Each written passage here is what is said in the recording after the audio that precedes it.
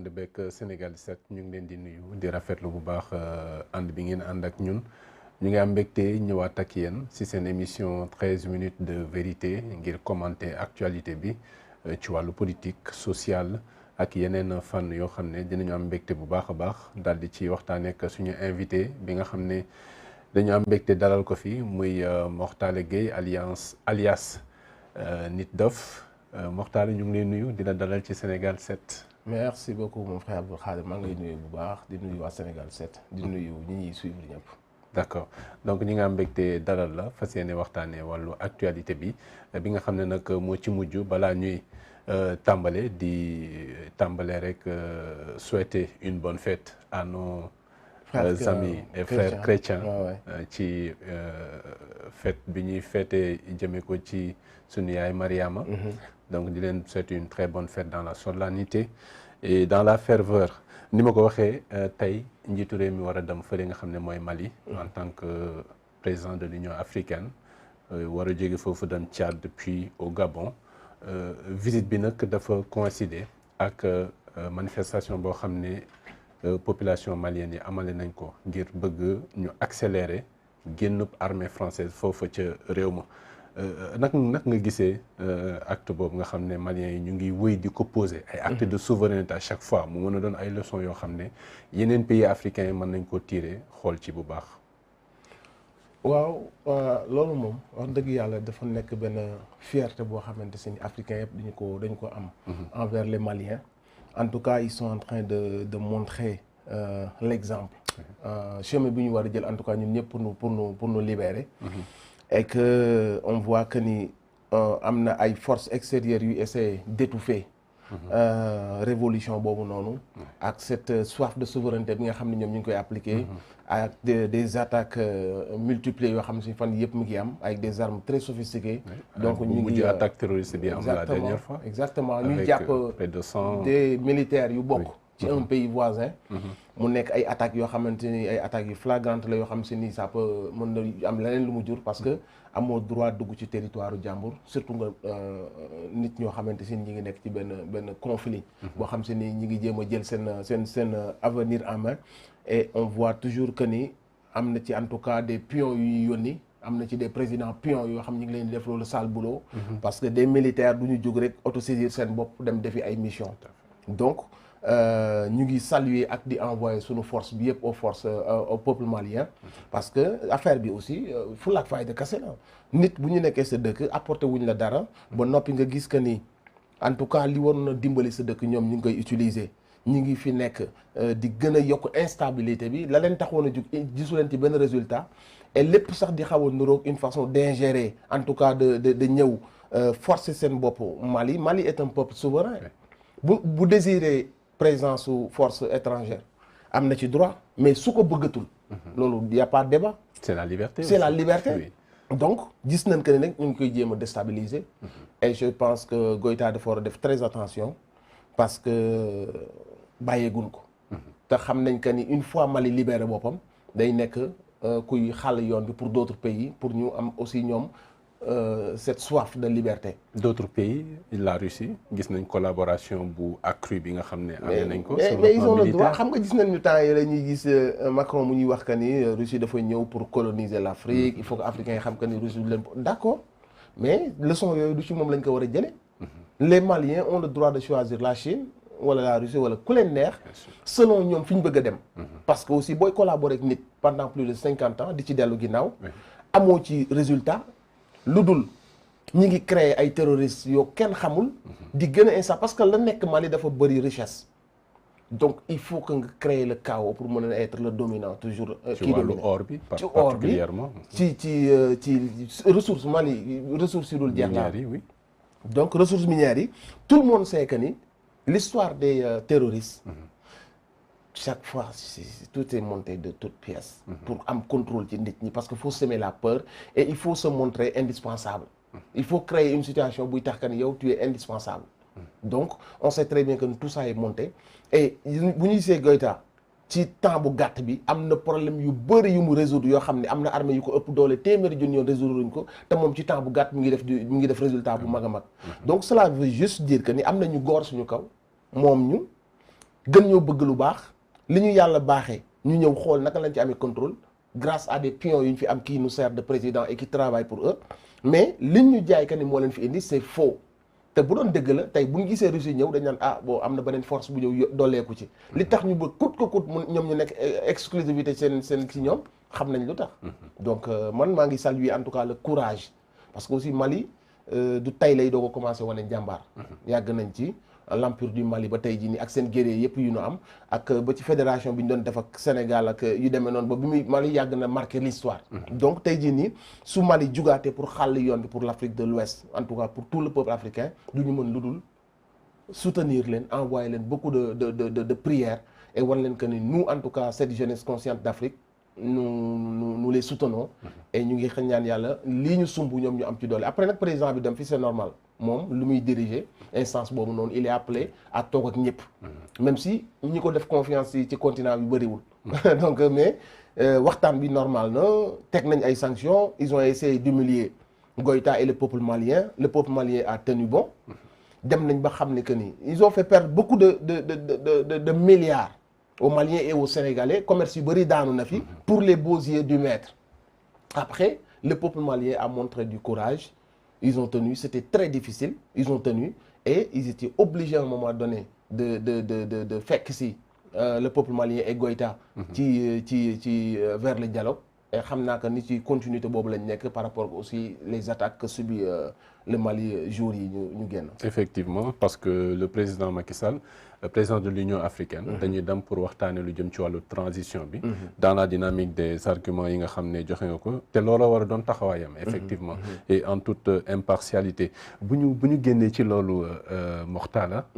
dañuy dugg ci actualité réew mi li weesu processus électoral bi ak li nga xam ne moo ko tëj pratiquement même bu fekkee ne des na installation député yi en septembre muy élection législative yi nga xam ne ñu bëri doon nañu njortu wala ñu doon ragal ay violence am si mais encore une fois ce peuple là qui est conscient est venu voter dans la paix la sérénité ak li nga xam ne yëpp am na ci ay contestation ban lecture nga def ci li xewoon yëpp le 31 juillet 2022 ba li ñu njëkk def mooy sant yàlla sant yàlla bu baax a baax parce que élection c'est toujours très voilà ça peut partir en l'air à tout moment surtout que bu fekkee jaarul yoon mais il faut saluer le camp adverse aussi l'opposition parce que début bi ba léegi nii ils ont été discriminés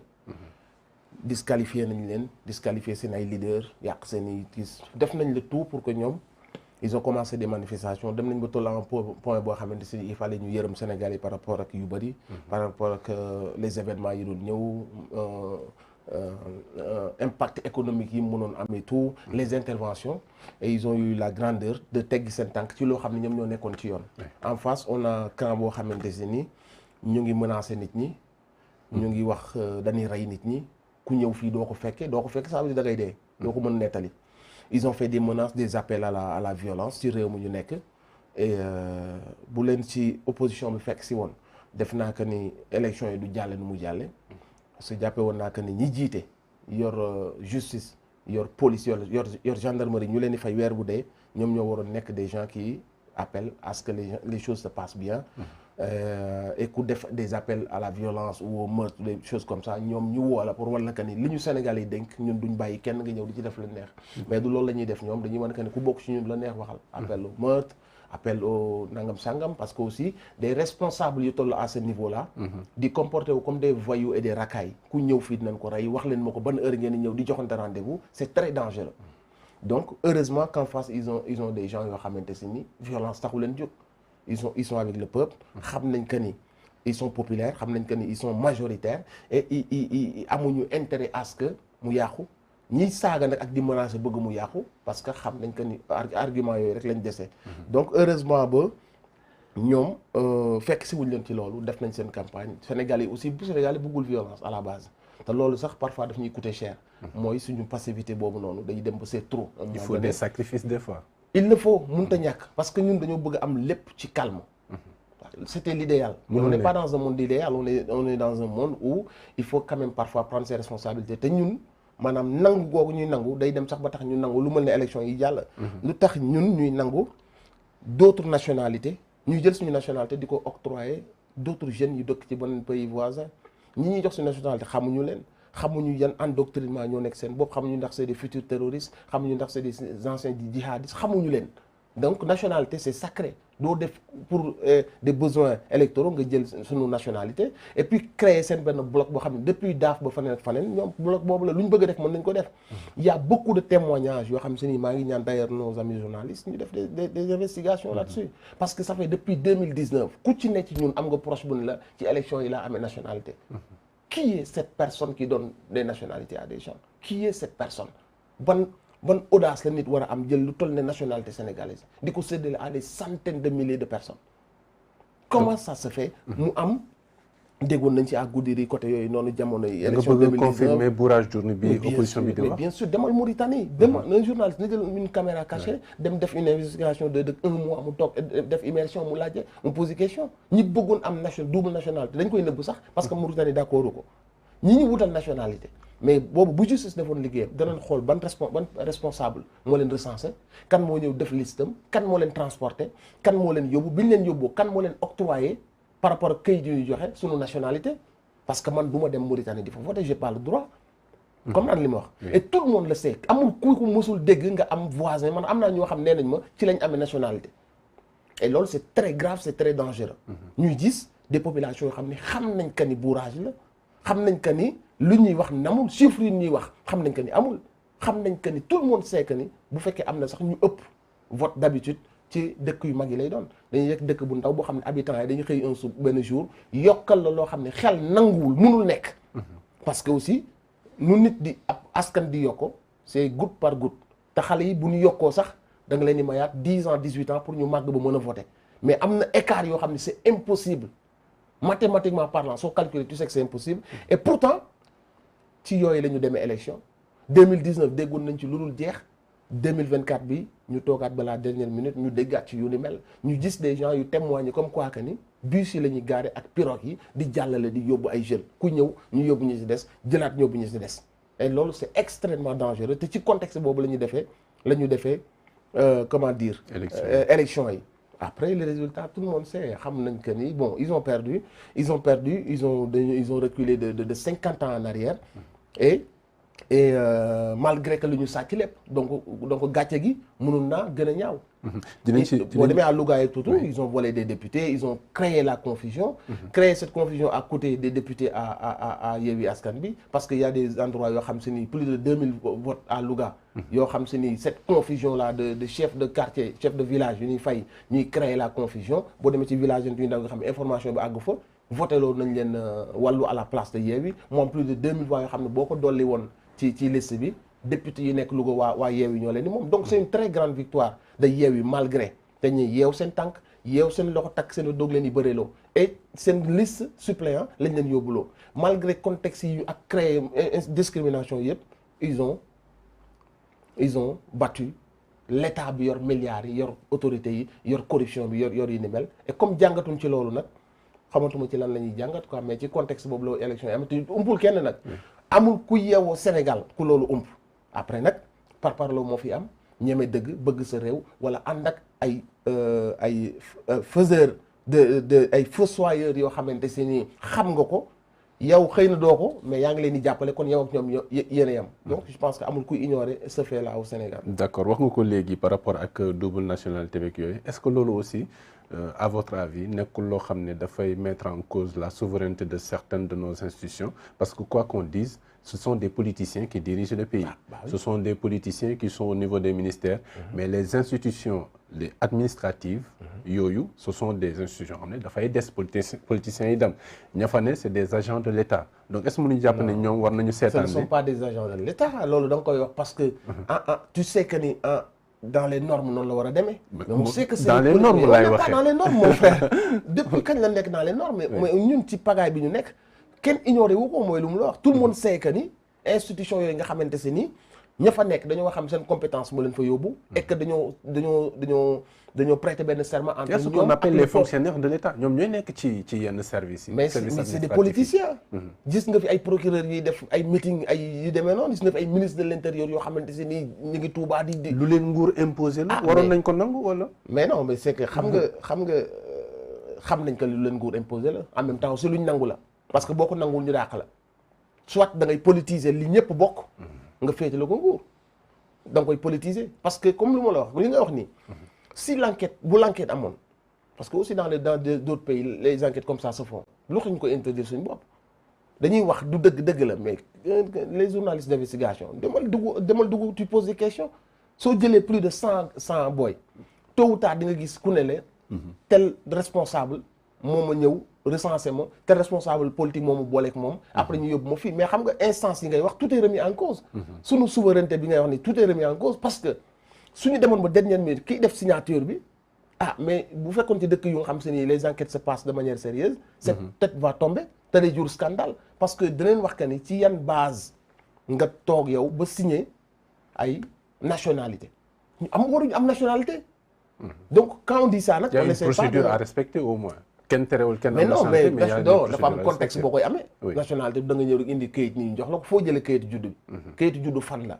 ci yan parents nga juddoo lan moo war a tax yow ñu jox la suñu carte suñu nationalité mais loolu dëkk boo dem dafa am lu mu tëgg ne nii la nit di amee sama nationalité ñu naturaliser la parce que soit fi nga dëkk léegi fi ngay liggéey wala da nga fay am jabar wala da nga fay am dëkk boo dem tëgg na ay kiyam mais tey ji bu ñu defoon une enquête bu leer dinañ dem ba àgg ci ki leen signé octroyé leen ko ñu laaj ko ci norme ci base yéen ak ci norme yéen nga kii du joxe des raisons te tout le monde sait que ni ça se passe comme ça il y a des responsables yoo xam se ni ils sont nommés pour faire le sale boulot en 2019 ils l'ont fait et 2022 bi ñu nekk ni mais témoignage yu nga gis ci internet bi témoignage yoo xam des gens qui habitent ci secteur boobu ñoo ko def ak d'autres Mauritaniens yoo xam se ni dañuy wax que ni seen nationalité fii lañ ko am man je connais un gars boo xam ni nee na booy nationalité Sénégal fii la dëkk il a des biens ici mënu mu fexe ba am ko sama frère ci élection 2019 bi la ko mujjee amee moom mooy ci masse boobu noonu di am nationalité c'est des Mauritaniens donc quand on dit ça nag on essaye vraiment de pas offenser nos frères parce que waxeewuñ ko par arrogance wala nangam sangam on sait que ni nationalité yëpp Issaval ku ci nekk nangam sangam waxeewuñ ko fenn fi ñu koy waxee rek mooy y a eu des faiseurs des fossoyeurs yu nekk ci diggante bi qui font du hors la loi on parle de ces gens là yuy jël des Mauritaniens yi nga xam ne Mauritanie lañ war a voter ak la xew Mauritanie est-ce que intéressé na leen est-ce que d'accord nañ leen foofu la seen kàddu am ñu jël leen jox leen droit wu ñëw dugg suñu biir dëkk ñun di peser ci ñun li ñuy dund. donc c'est juste ça. voilà d'accord ba tey ci élection yi Mortalla gis nañu population bi électeurs yi en tout cas ils ont voté. Taux de participation bi ça a tourné autour de 46%. léegi am na benn message boo xam ne joxe nañ ko. à travers les urnes. Benno Bokk Yaakaar en 2017 amoon na jusqu'à 125 députés. tey ñu gis mu wàcc ba 83 députés. foofu aussi ban message nañ fa mën a tirer venant des Sénégalais. déjà 83 députés ku ne xam na que ni c'est archi faux. amul Sénégalais bu ko nangu après boo gisee sax. sur la base des résultats proclamés par le Conseil constitutionnel. mais loolu mooy ce système amul Sénégalais bu ko nangu ci biir xolam mais comme bëgguñoo guerre te comme ni nga ko waxee peuple bi am na ndam ba noppi. peuple bi wane na bëgg-bëggam ñii nag ñoom stratégie bi ñuy demee mooy la meilleure des défenses c'est l'attaque ñoom même s'ils ont pris benn coup KO boo xam se ni knockout amatul werante dañuy rebondir ñëw def conférence de presse on a gagné, les Sénégalais nous ont donné une majorité parce que ñoom en communication loolu lañ leen wax bu leen wane mukk xaar kanamu victime parce que foofu la ñuy écraser wane leen toujours que ni on est content alors que au fond mais xam nañ que ni Sénégalais dañ leen tourner le dos et loolu yëpp c'est justifiable lu tax ñu war a tourner le dos à Macky Sall mais c'est plein de raisons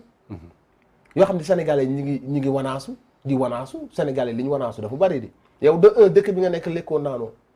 sa nelaw doyul sa jàng baaxul sa faju baaxul ndaw ñi ñu ngi dee ci géej gi mbay mi yàqu na amul benn secteur boo xam da nga fay teg loxo daal ni wax dëgg yàlla ci ñaari mandat yii de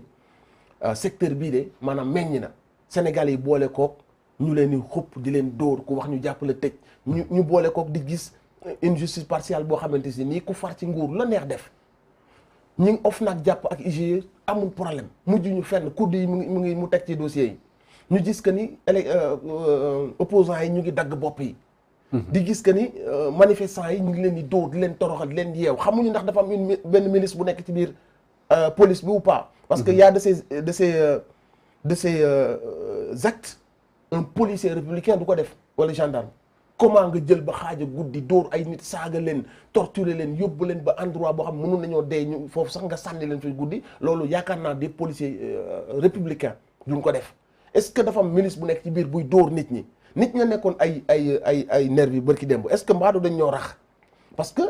lu ñu leen di def loo yëpp Sénégal yi gis nañ ku manifester ñu jàpp la mu ne ay voyous la ñu jàpp ay bandi la ñu jàpp loolu noonu bokk na ci li tax Sénégal yi doon wanaasu seen mer comme encore une fois ni ma la ko waxee Sénégal c'est un pays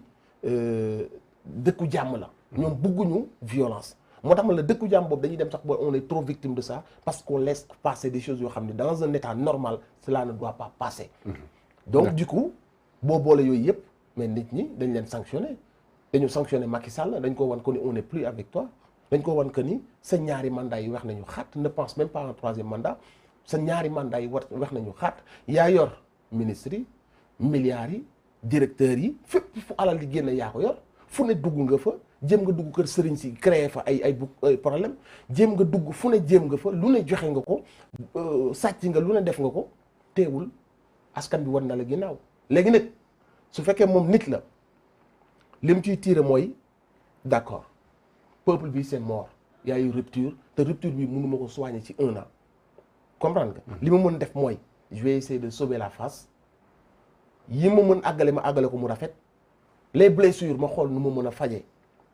point de suture yi ma xool nu ma ko mën defee essayer juboo avec le peuple sénégalais naqar yi ma leen teg ba ñu sanctionné ma nii ci local yi ñu dewaat législative ñu sanctionné bu doon présidentiel ginnaaw suba la noonu la ñu may sanctionné waat il faut me tirer ci les leçons pour rentrer dans l'histoire comme ni ko président Ousmane Sonko waxee c'est jamais trop tard Sénégal est un pays amnésique un peuple amnésique dañuy fàtte rapidement il suffit nga wane un peu de bonté ñu fàtte bépp mal bu defoon gis nañ ko fi dans l'histoire d'autres présidents yoo xamante tey c'est presque xam nga am na lu ñu leen jàppal te teewul fu ñu leen gis tey xam nga fi may waxee est-ce que donc l'idée c'est toutes ces personnes là qui tournent autour nga xam ne ñii ragal nañ après nguur ragal nañ am na yu ñu def ñeneen ñi seen ceeb mu ngi nii bëgg nañ lii continuer ba ils sont hors la loi ils sont très arrogants aux yeux des Sénégalais quand ils parlent du troisième mandat ils savent que ils ont pas ce droit et pourtant ils le disent avec beaucoup d'aisance sachant que ni cette histoire-là nous a coûté en 2011. soulever nañ sax question bi gannaaw élection législative yi. mais on a entendu des ministres dire que ni day toogaat bu ko ne même à l'infini. Et ça c'est une insulte faite à la démocratie sénégalaise. Il y a eu quand même en 2011 17 personnes qui sont mortes pour que ñu mën éradiquer l'histoire du troisième mandat. Et aujourd'hui saaga drapeau bi. saaga nos morts saaga tous ces sacrifices weesuwul nga taxaw yow en tant que nekk soit intellectuel nga wala en tout cas nekk une personne responsable de parler d'un troisième mandat suñu gisee dégâts yu mu def en Afrique yëpp suñu gisee ñun réputation bi ñu amoon au Sénégal yi vraiment ay jàmbar lañ ndax ñoom yeneen dëkk yi troisième mandat day ñëw passe crème mais au Sénégal ñëpp ay wàcc sëriñ seeg jeunes yi artistes yi ñëpp lañuy taw modèle boobu ñu amoon tey on a des gens pour sauver seen ay confort ñii seen ay carrière politique dañuy xool Sénégal yi les yeux dans les yeux insulter leen mooy am nañ droit def troisième mandat. Comment en 2022 une personne responsable peut sortir ça de sa bouche parler d'un troisième mandat bëgg a gëmloo nit ñi comme quoi que ni sept ans yi nañ ko effacer comment tu peux dire ça dans ni ñu ko mën a expliquer justement. mais non mais mooy lu ma la topp sa bakkan comment tu peux dire à un pays waxuma nag vidéo yi Macky def. Boun Dionne def ko Mimi Touré def ko de. mais lu tax en Europe aux États-Unis faneen ak faneen les présidents ils font leur mandat Macky Sall nee na loolu deful ci benn décennie franchement wax na ko dañuy def seen mandat bu jeexee jeex na fii da nga gis une personne osé jàkkaarloog Sénégalais yépp ne leen non 7 ans yi dañuy jël kii effacé ko 7 ans yoo xam ne fay nañ leen ko jox nañ leen suñu budget jox nañ leen suñu nangam ñu ne ñu yeewu leen un jour à cause de benn virgule bu ñu def ci constitution wala benn camlangal dañuy effacé 7 ans yi mais il faut nga yeb ay dit il faut nga yeb sa réew il faut nga nekk nit ku xamadi pour jàkkaarloog sa réew ne leen 7 ans yi ngeen mën joxoon effacé leen ko léegi jàpp leen ni bii 5 ans bi mooy sama premier mandat. On a vu Mansour Faye dire des bêtises comme ça on a vu Aïssata Tall Sall dire des bêtises comme ça et bëri na ñeneen ñu ko def te ñi bokkoon ci moom tane ko waxu mandat bi bu mu sax jëm kaw da leen dàq. ne bu ci kenn prononcé wu parce que jotagul damaa xam ne bu ñu ko waxee nit ñi dootuñ liggéey naan ñi naan non. te gis nga même Jeune Afrique gis nga leen fan yi lu ñuy def nii ak d'autres ils essayent de créer choc bi Ousmane Sonko Macky loolu la ñuy préparer Ousmane Sonko Macky n'existe plus Macky day finir donc li ñu essayer de def suñu bopp yi mooy pour wan ñu kan ni Macky moom fi ñu toll léegi nag pour ñoom pour endormir le peuple dañuy yëkkati Ousmane Sonko encensé ko daat ni moom moo fi nekk bu ko defee peuple yi daal di xaw a kontaan ñu tëkkale ko ak Macky alors que Ousmane même su fi nekkee il n'a pas affaire à Macky Sall il aura affaire soit ak beneen candidat Benno Bokk Yaakaar wala soit ak Karim Wade wala ku mënta doon mais il n'a pas affaire à Macky Sall li ñu war a def suñu bopp mooy Macky c'est fini moom ak le Sénégal c'est une histoire boo xam ne 1 an moo ñu dese ak moom pour mu def ay carton pour mu organiser ay élections transparentes pour que mu dem ci jàmm loolu la ñu seq ak moom. pourtant waa Benno Bokk Yaakaar ñu bëri nee nañ amul ku ko mën a wuutu ci candidature bi donc moom la ñu am comme candidat. mais seen problème la déjà moom. moo lay wan que ni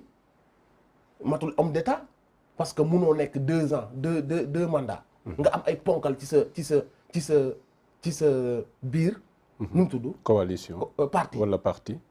mais comme que sa xel mi ngi ruumandaat 3e mandat nga xool noo daggee tànku ñi waroon nekk say dauphin yépp nga dagg seen tànk ku ne nga dàq ko ku ne nga wàññi dooleem ñii nga affecté leen ci ay secteurs yoo xamante si ni da nga leen doon jéem a contenir en tout cas maintenir ci benn niveau. donc tey boo demee ba agsi fii amoo numéro 2 amoo ku la mën a remplacer ça veut dire que ni yow kon ça veut dire que ni yow nguur guy sax moo nekkoon sa bopp. parti bu organisé xamoon nañ que ni état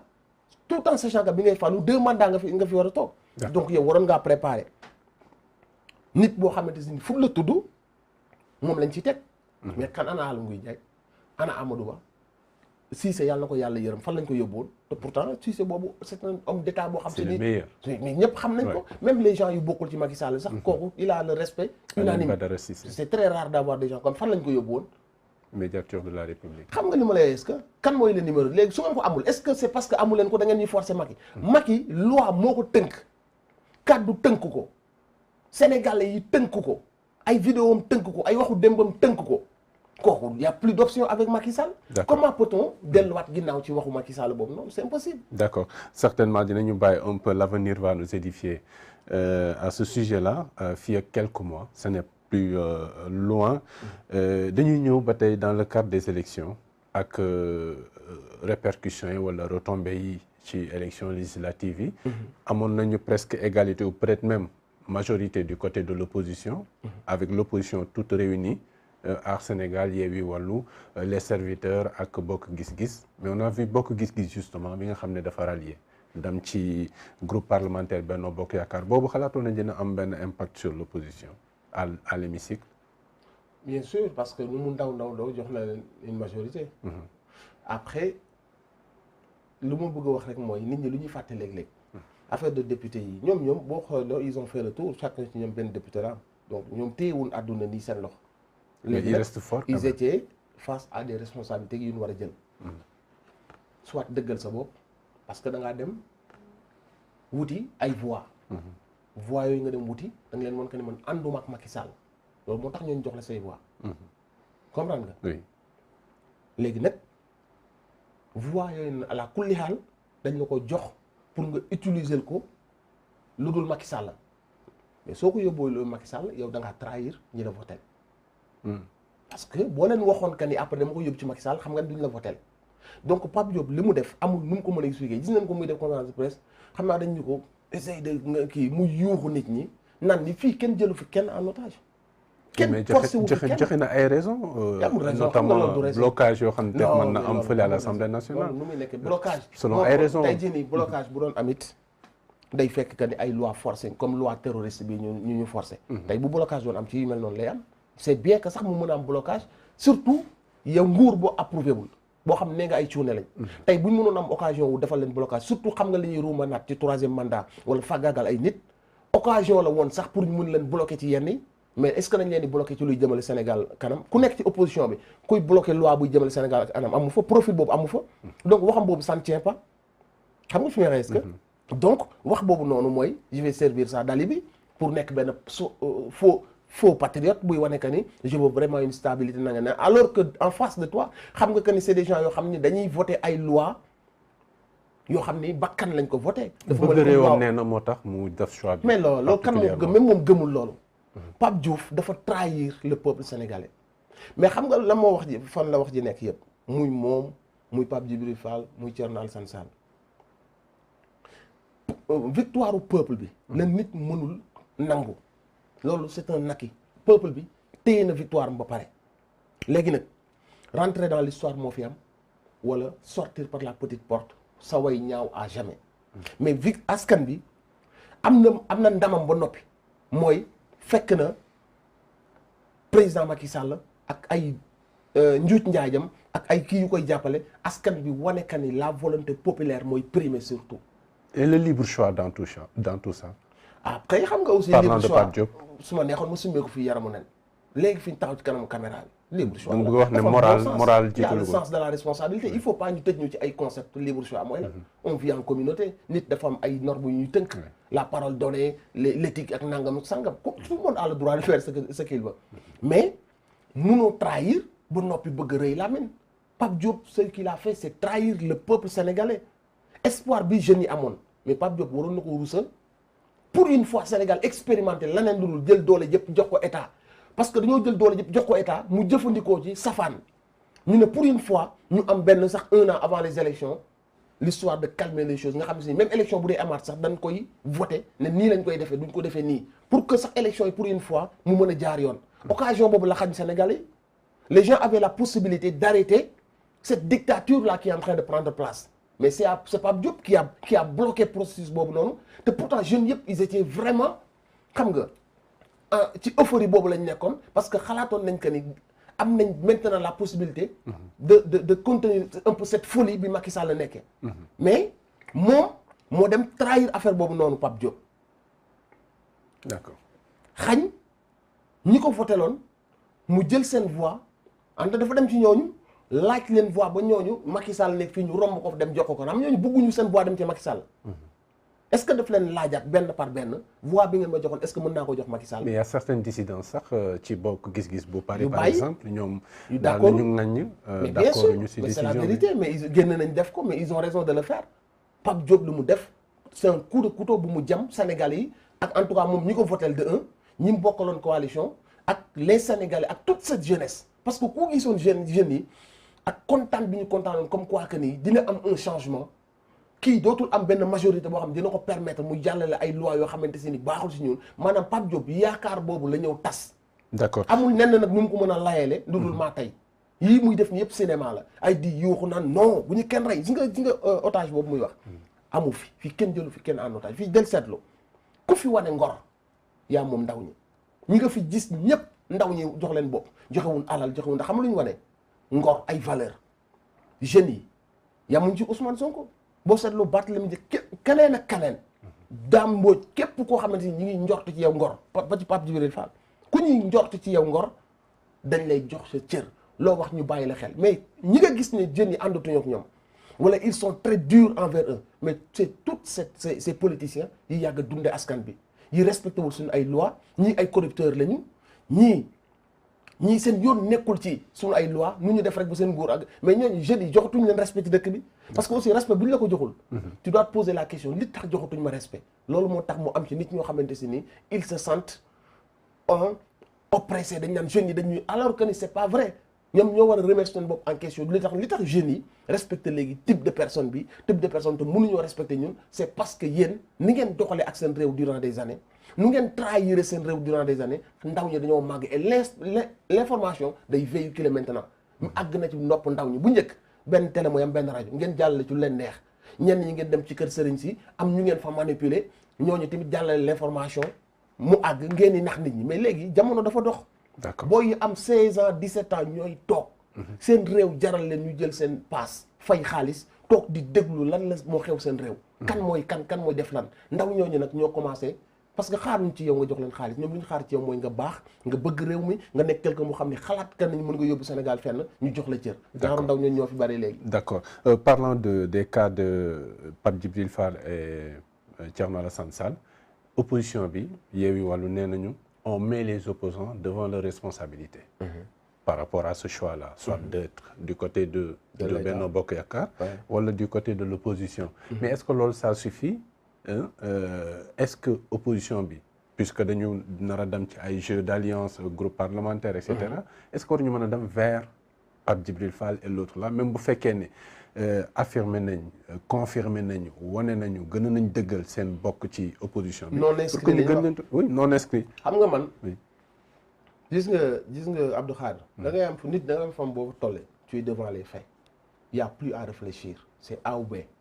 comprendre nga li ma la wax bokk na ci li gën a wàññi sama kii ci Pape Djibril Fall. parce que Pape Djibril Fall man ku ma naaw la ku ma bëgg la ku ma respecté wax naa ko fépp wax naa ko dégg na ko wax naa ko samay nit bind naa ko.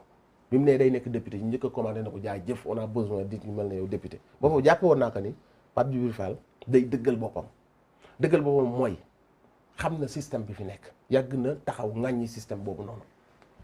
xam nga bi am na benn courant bu fi mën a jëlee système boobu noonu am na benn booloo xam bu ñu ko booloo mu nekk ay jeunes benn courant de pensée yaa ngi dégg mën na fay jële lii di toroxal Sénégal te loolu la yàgg a validé ci plateau yi loolu la yàgg a wax fu mu waxee waxam yëpp ça va vers ça parce que voilà même courant de pensée bi la même tête yi la te bu leen jeunes yi gisoon ñoom ñu ànd ci benn say ñëpp xamoon nañ que ni lu ñu xàcc dóorandoo ko day daanu li ma mënul comprendre mooy naka la Pape Djibril Fall di valider lii yëpp et idées yooyu yëpp ñu dem ba devant le choix mu ne day xotti beneen yoon man loolu ça m'a refroidi parce que je me suis dit que ni Pape Djibril Fall kon est-ce que question de postam moom ak kiyam lay wër doonam moom jëmmam doonam ak li mu war a doon maanaam un truc personnel c'est important quand même pour un homme politique. mais leadership Pape Djibril Fall am na foo xam dama déggoo ma dama ne am na foo xam Pape Djibril Fall bu ñëwoon rek dooleel loolu. mais leadership yàlla may na ko pare. te pare ñi ko bëggoon ba tax leadership boobu gën a feeñ. ñooñu ñëpp ci courant de pensée boobu lañ nekk. jeunes yi ko doon dooleel yëpp ci courant de pensée boobu lañ nekk lan la indiwaat lu war a xotti beneen yoon alors que moom lu mu doon wax lépp ci courant de pensée boobu la nekk te xamoon na que ni fii ñu toll on n'a pas besoin de se disperser système bi fi nekk ñëpp xam nañ que ni day gaañ suñu askan ñëpp xam nañ que ni système bi day toroxal suñu askan. mais être des non alignés est-ce que du gën a dooleel démocratie au sein de l'hémicycle wala est-ce que bu fekkee da nga war a liggéey pour askan wi forcément foo nga bokk Yewwi wala. mais non de l'opposition. oui ni affaire yi configuré wu ni mbir yi configuré wu fii Sénégal. oui da ngay ñëw bokk ci l'opposition parce qu'on a besoin d'une opposition forte. moo ngeen ñëw ngeen di ci l'opposition ngeen bokk ba ku leen ko jiiñoon sax mu jar leen ngeen jooy na dañoo tuumal may fàttali ka ni tuumaal bi kenn tuumaalu leen. ah si Sonko tuumal xam nga gis nga nit. durant la campagne. gis nga nit. da ngay gore. mun naa sax Pape Djibril Fall mu bokkul ci wax boobu noonu mais am na fi ñu fi taxaw jiiñ président Ousmane Sonko jiiñ ko ci kanamu caméra bi. ne ko da ngaa tëgg combine bëre yow ak Macky Sall mu def conférence mu def live leader génn daat ne live bi da doon faire semblant mais loolu mooy xotti intégrité wu président Ousmane Sonko ci kanamu Sénégalais yi te pour intellectuel la loolu bi nga ko waxee loolu insulte la ci intégrité wu président Ousmane Sonko ça veut dire que ni mu ngi waxanteeg Macky Sall et que combine nañ bëri pare mu ne léegi xaaral ma def benn genre live boo xam damay xaw a ñàngal nii est-ce que xam nga accusation boobu noonu. te pourtant def nañ ko nit ñi demuñu jooy ci kanamu caméra yi dañ ñoo tooñ dañ ñoo yàqal te pourtant def nañ ko te biñ koy def mooy période bi nga xam ne ay jeunes ñu ngi dee ay xale ñu ngi dee ñu leen di rey on a perdu 3 personnes période boobu noonu seen énergie bi yëpp waroon nekk ci dal ci kaw Macky Sall ñu wëlbati énergie bi di dal ci kaw président Ousmane Sonko Pape Djibril Fall li ko nit ñi xamee woon yu mel noonu day jël position bu leer ci midi comme quoi que ni on ne doit pas tuer des gens. manifestation pacifique c'est un droit jamono joo xam ne engagé wu loon politique da doon jël position bu leer mais biñ ko joxee rajo dani buñ dem deewi noonu la ko interprété et intellectuellement parlant il sait que ni il trahit en disant ça n'a jamais été nañ dem deewi. est-ce que niñ ko war a déggee nañ ko noonu déedéet nañ dem deewi la wax à la rajo duñ jël xale yi nañ bàyyi xale ñuy jël wala nañ dem deewi du ma ko wax kan moo wax nañ dem deewi da ngaa waroon yow bu fekkee que ne nee nga intellectuel ak nit bu honnête bi nga doon nga da nga naan mais c'était un droit de manifester lu tax ñu bañal leen ko ils étaient pas ça ne représentait aucun danger. motif yi autorité administrative joxe doyu leen woon. mais il y avait pas de motif. il est où le rebelle. trouble à l'ordre public. il est où le rebelle. ki doon jënd ci xar yi anam. ici yow procureur bi génn nan y a eu d'autres qui sont évaporés sur Dakar ils sont mais c'est quoi cette histoire il faut arrêter ñëpp lañ doon bañ mooy manifestation de masse boobu noonu wane doole wane le peuple est avec loolu lañ doon bañ image boobu te image boobu jaral na leen rey 3 personnes il faut arrêter. D'accord. Donc pour wax que ni man déception yooyu la am ci moom n'empêche que je le respecte je sais que ni c'est un homme bien c'est un homme intègre et tout mais après politiquement bi mu duggee ci politique ba léegi beneen kanam la commencé wane c'est sa personne lui. est-ce que du soxla beneen posture c'est sa personne lui. donc loolu day loolu xam nga loolu day commencer ñu douter ci yow. parce que yow tu nous disais que tu étais désintéressé. comprendre nga. yërmande lañ doon gis ci yow ak ab taalibe boo xam se ni dafa dëddu. wax yi poste ak wax yi maama musul nekk moom wax yi ñun la doon wax. mais léegi su ndee ba jëmmi jamono. oui su ndee ba jëmmi jamono. yow amoo benn passé politique bu la war a jox légitimité boobu nga xëy suba rek laaj benn affaire mais amoon nga benn courant de pensée bu la nit ñi xamee.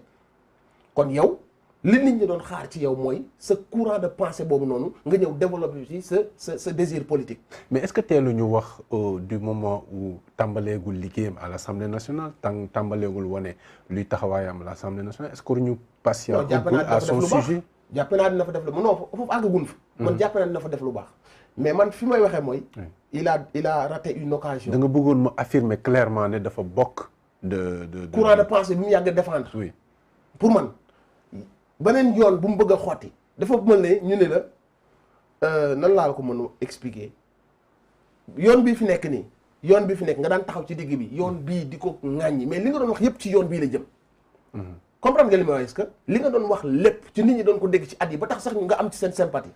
parce que aussi doo woon ab politique nekkoon ni da ngaa def ay mbir nit ñi topp la ci. journaliste nga télé nga commencé toog di wax mais li nga doon wax lépp ci yoon bii la jëmoon. yoon bii ŋàññi nga leen sax ban ni yow da nga ñoo bañ da nangam sax lu ne wax nañ la ko mais léegi bu choix taxawee bu fekkee sa jëmm ji yow taxulaa jóg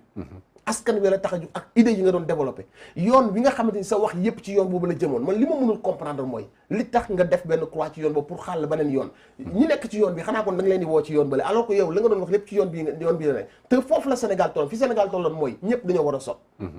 muy journaliste ou intellectuel yi ñëpp dañoo war a sot mooy y a un système bu fi nekk amul benn intellectuel bu nekk ci dëkk bi bu xamul ak bu d'accordul que ni ce système là est corrompu. D'accord. Que cette police ni mu war a doxee doxu ko. que justice gendarmerie kaso beeg sàcckatu milliards yeeg alal jeeg ressources yi amul kenn ku fi nekk te yàlla may la xel te nga d'accord ci. donc ay jeunes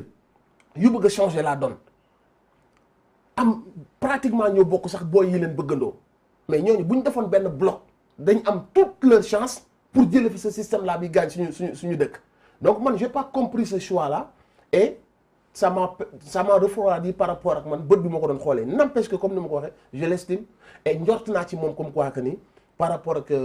intervention yi mu yàgg a dem ci ay sorties médiatiques am que bu demee à l'Assemblée aussi dina continuer représenter loolu noonu. D'accord, justement lan la ñu mën a xaar ci 14e législature bi. mais changement radical parce qu'on a vu ay têtes yu bees. On a vu des gens yoo xam ne yàggoon nañu leen bëgg ci hémicycle boobu noonu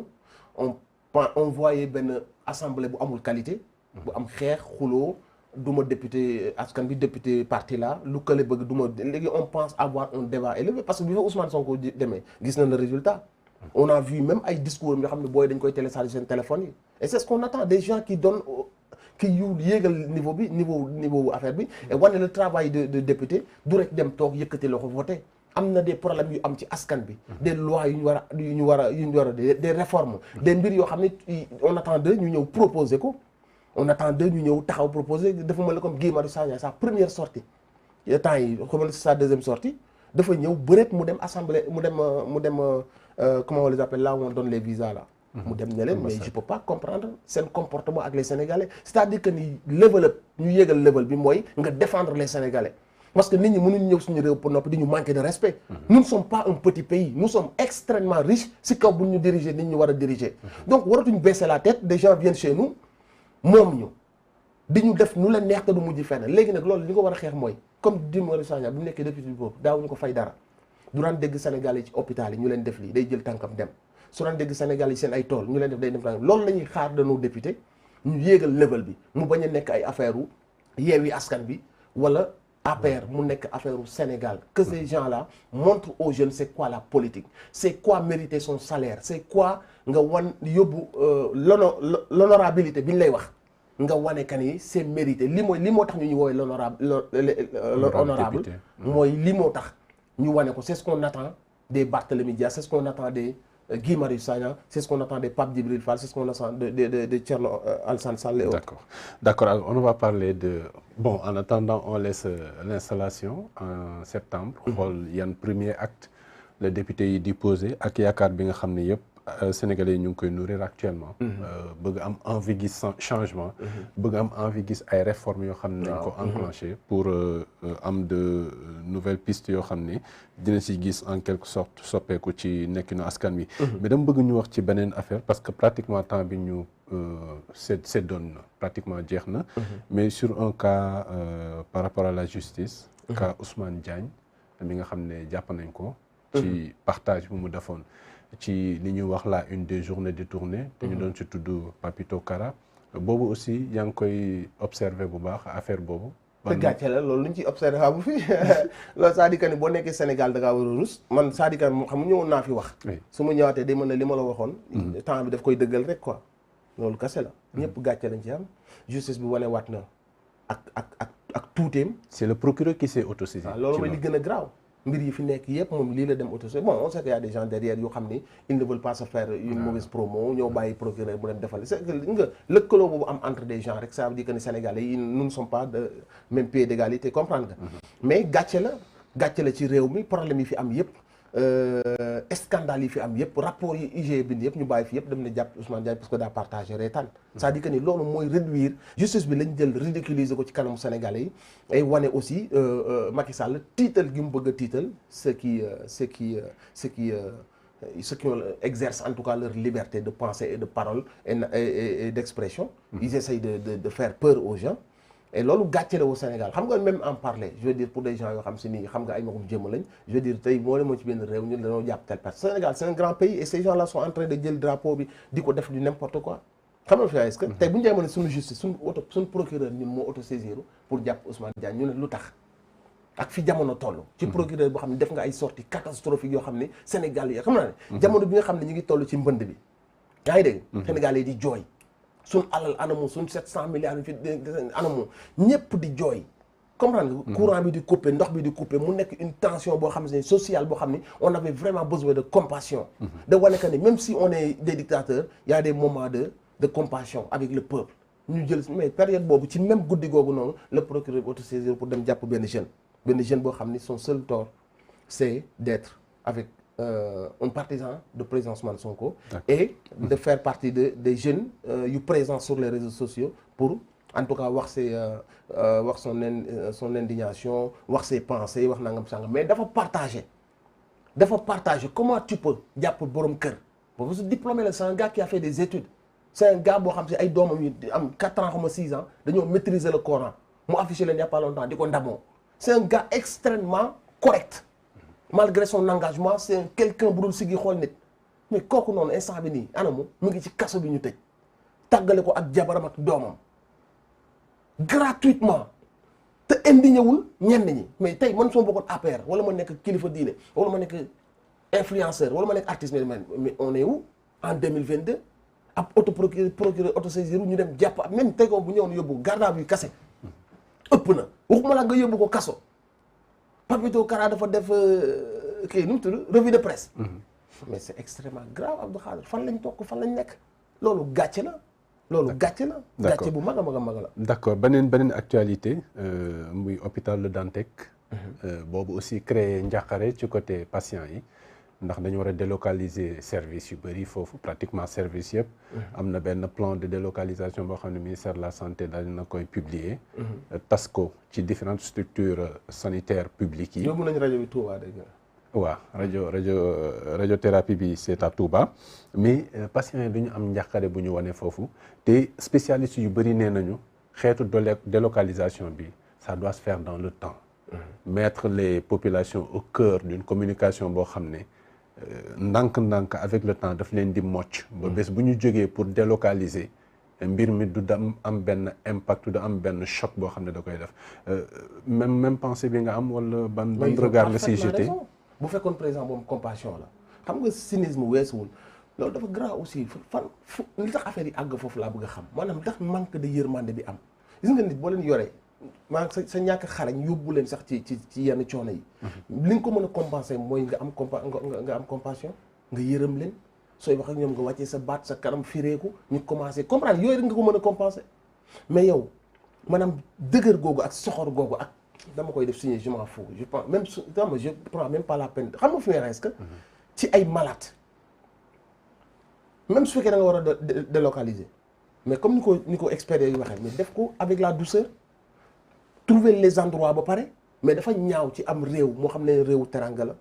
ñu xëy di gis ay malade ñu taxaw nii di jooy ñi naan dañoo génnee ñi naan xëcc nañ ñu ci ay malade laa mën a xamal même su fekkoon am hôpital privé la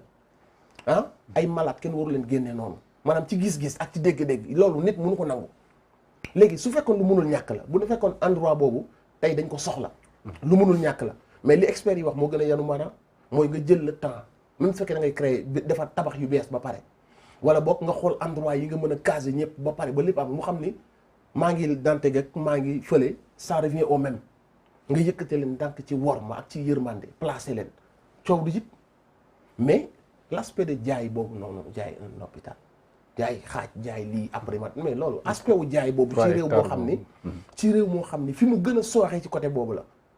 yaa ngi dégg li ma la wax maanaam même turu jaay boobu noonu rek day wane sa tolluwaay yow en tant que président par rapport ak yërmande bi nga waroon am ci askan bi instant bi ni boo yokkul waratoo wàññi lu ñuy jaay foofu amu fa bu doon alal nga soxla bu doon budget ba nga jeexal budget ba jar na nga wuti ko faneen mais maanaam ci lu symbolique waroo woon tudd aspect wu ak foofu foog ma lijjanti fa quelques milliards man pour man aspect wu jaay bi sax dafa ruslu aspect wu mën nañu wax que ni dañuy rénover dañuy yokk loolu mën nga ko def état c'est budget la donc mënoon nga yokk Dantec ba mu mel ni mu war a mel ak fu mu war a am te doo ci jaay benn centimètre. mais le choix injustifié. mais dañu xaalis boo xasee ba jaay xaalis tax nga koy jaay kan nga koy jaay lu tax nga koy jaay kooku lan la fay def mais symbolique bi laa wax. symbolique bi hôpital booy dem di jaay loolu mooy lan ci réew moo xam ne côté boobu nga gën a hôpital nañ fay tabax ba tey mais non côté bi nga jaay pour lan la côté bi nga jaay pour lan dama la ci symbolique waroo pas fel benn espace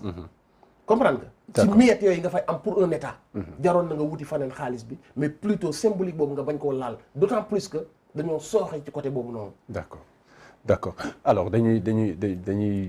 aller rapidement parce que temps bi jeex na au niveau de la régie on me le signale mais juste un petit commentaire si acte bi nga xam ne Gabriel Kane def na ko à Touba. Du matériel médical on parle justement de santé matériel médical yi nga xam ne def na ko comme don foofu à Touba ñu bëri rafetlu ko lu ñu war a rafetlu également. jàppe naa que ni ñu ko ñaawlu ñu ëpp ñu ko rafetlu. ndax la te loolu laa seetlu. parce que moom maanaam li mu wane. ci jëmmam ci waxam ci ñàkk yaram ci ñàkk wormaam ci ñàkk xam ñun Sénégal ak suñuy valeur ci force gi mu ñu bëgg a forcer la vie occidentale. ci moom nu muy décrire la femme occidentale perception bi mu ci am ak ñun suñu communauté la femme sénégalaise africaine et musulmane c'est diamétralement opposé yi muy xeex yi ñu ko yónni mu taxaw di ko xeex ci télé bi. maanaam li gën a garaaw la ñëw di xeex ci télé ñu yónni ko te xam nañ ñi nekk ci ginnaawam taxaw na fii di xeex pour ñu daganal yàqu biir. avortement taxaw na di remettre en question fondement wu diine ji maanaam li yàlla ne may naa ñii ñu am lii soxna may naa li moom ci jëm boom ci xalaatam ci intellectuel am nee na day remettre loolu en question il trouve ça injuste maanaam day dal yàlla. ñun kersa gi war a am ci ñun ak kii yoon nee na jigéen da ngaa war a libérer boo bëggee góor yaa ko war a dem sax jëli yaay lii man du ma xaar maanaam li muy représenté moom yu summeeku def ay photo di wane ka ni aar la ay photo yi maanaam ñun ci suñu tolluwaay ñi nga xam ne àgguñu fenn duñ mën a comprendre ñu jël kooku noonu yóbbul ko xalif bi yaa ngi dégg tout en sachant lu muy représenté guddi yi bu doon ko tuub la dañ naan yàlla ñëpp lay ubbil buntam tout en sachant que ba guddi yi li muy représenté ñu jël ko yóbbu ñun ci suñ tolluwaay duñ ko mën nangu ñun taalibe yi xam nga li ma la parce que suñ tolluwaay foofu la lu waxaguñ ci tolluwaayu sëriñ bi parce que sëriñ bi yërmande yàlla la sëriñ bi mën na recevoir façon bu nekk. fay njaboote yonent bi sallallahu alayhi wa sallam ñëpp loon recevoir ñi yées ci àdduna bi doon recevoir mais loolu il faut ñu nangul ko sëriñ bi moom parce que tolluwaayam moo toll fa mais ñun ci suñu ay tolluwaay yu ndaw dañ gisee que ni c'est une impropre. Ah bon, à ce niveau. waaw les faits sont là ku ci ne ak sa sincérité. ku ci ne ak sa sincérité lu muy représenté ak lu muy wax ñun xam nañ yan peuple ñoo koy wax ak ñi koy wax d'habitude ñoo nekk seen ginnaaw léegi. li ma ci jàpp mooy sabab bi safaan kase la bu doon moom ak xalaatam la mu yor ay affaire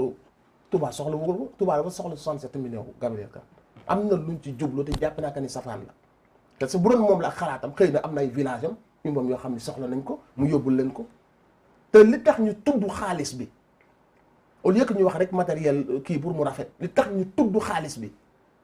c'est pour décrédibiliser pour wane que ni suñu sëriñ si ku indi xaalis ñu recevoir la ak lu ñu ne maanaam man li ma jéem mooy lu safaano moo sabab demam boobu te ba mu demee wanewul war ma wanewul yar nam toogee nam raxaw ci biir jigéen ñi ci biir góor ñi wanewul yar wanewul war ma mu kaala ga sax dañ ko doon xëccaatal di ko defar ci kanamu sëriñ bi wanewul yar wanewul war ma la ko tax a jóg taalibe yi nag njort ne safaan la ak politique ak créer benn tension nit ñi wax ci après ñu ne gis ngeen ñii li ñu wax lii ci xalifa bi sax joxuñu ko cër maanaam am nañ lu sabab lu nekk ci ginnaaw loolu moo tax nit ñi di tëbaka dal te loolu nag dama leen wax nañ ci tey nit booy wax ba agsi ci ligne bi da ngay taxaw parce que sa kilifa la comprendre nga donc damay comprendre nit ñi seen réaction lay comprendre mooy àgguñu ci tolluwaayu sëriñ bi nag moom xam nga li tax muy recevoir loolu laneen la beneen niveau la parce que maam Cheikh Ahmadou Bamba tubaab yi nga xamante ne nii ñoo ko doon jéem a teg safaan bi mu paree ba nga xam si làkk na ngërëmal suñu borom mënoon na ni defal ma ñoom ñëpp doom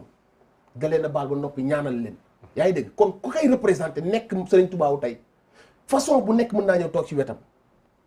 mais kooku tamit ba mu ñëwee ci réaction xalif bi da nga xam baatin da ngay xam que ni foofu lumière bi sax dañ koo téye ni xalif bi toogee ni mu téye boppam donte xamul ndaw si xamul fu mu jógee xam naa ne am na lu mu yëg mais ña ko yóbbu ak la tax mu dem jël benn matériel mbubboo matériel boobu au lieu que ñu ne yóbbu nañ benn matériel ci ab dispensaire wala benn district dañ ne yóbbu na nangami million te nangami millions yooyu c'est juste pour créer ay réaction ñi naan sëriñ si gëm ñu dara. mais donc bu ñu joxee dañuy évaluer. en valeur non xam nga li ma la wax. en communication. xam nga li tax ñu ne diw boo xam ne mu ngi doon taxaw ci plateau yi ne dama am problème location barki démb di ko wax ñu wëlbatiku daat ne mu nekk ci diggante bi nga xam ne def na wax na ay mbir génn na ay booy dee mu taxaw di fecc naan alkaati yi très bien di def yu mel noonu ci même guddi googu noonu ñu dem ne yóbbu na nangami million dama ne sabab bi. man njortu naa ko ni safaan la. d'accord te taalibe yi loolu laa leen nangul mais buñ ci wax luñ ci war a wax wala ñu tax buñ ci war a taxaw parce que worma bi toujours dañu war di ko sàmm te xam naa que ni ñi def loolu it bëgg nañ ñenn ci taalibe yi am nu mu waxee ba utiliser ko contre ñoom après à des fins politiques pour wan leen que gis nga ñii li ñu wax ñi nga ñii li ñu wax ñi nga li ñu wax mais diggante sëriñ bi ak taalibe yi ak mer gi mbëggeel la. d'accord mbëggeel kase la maanaam dañoo jàpp que ni sëriñ bi dafa pur tellement ba ñenn ñi ak niñ mel waru leen sax recevoir loolu façon mbëggeel la comprendre nga mais li ñu war a xam mooy seen tolluwaay la ñu waxee tolluwaayu sëriñ bi mooy mën naa recevoir n'importe qui bu la defarul jox la lumière yow boo fi indee ak mbon yaag sa mbon noonu nga koy buubewaat yóbbu mais sëriñ bi il est appelé à recevoir tout le monde. d'accord alors benn dernier point Bijou balaa ñuy tëj temps bi jeex na certainement mais dama bëggoon juste Mortalla nga joxe sa avis sur l'exploit de Kalidou Koulibaly. Premier match. Premier match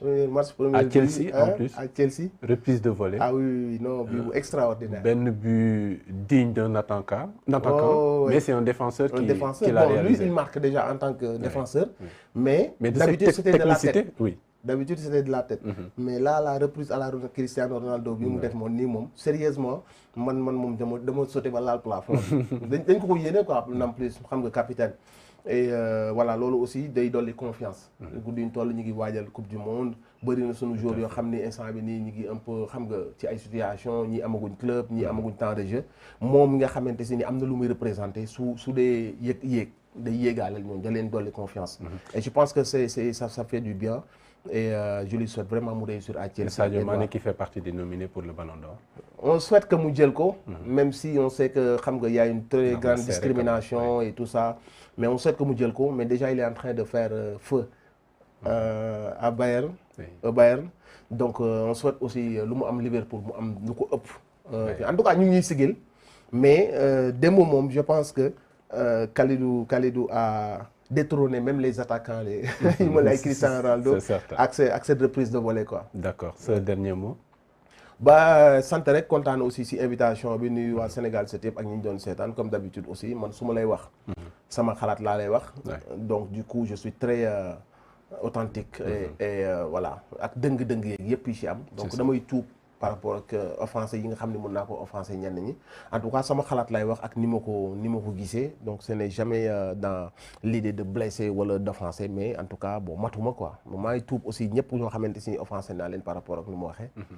et au plaisir de refaire beneen émission ak yow incha allah. incha allah donc ñu jaajëfal ko bu baax Mokhtalé Gueye alias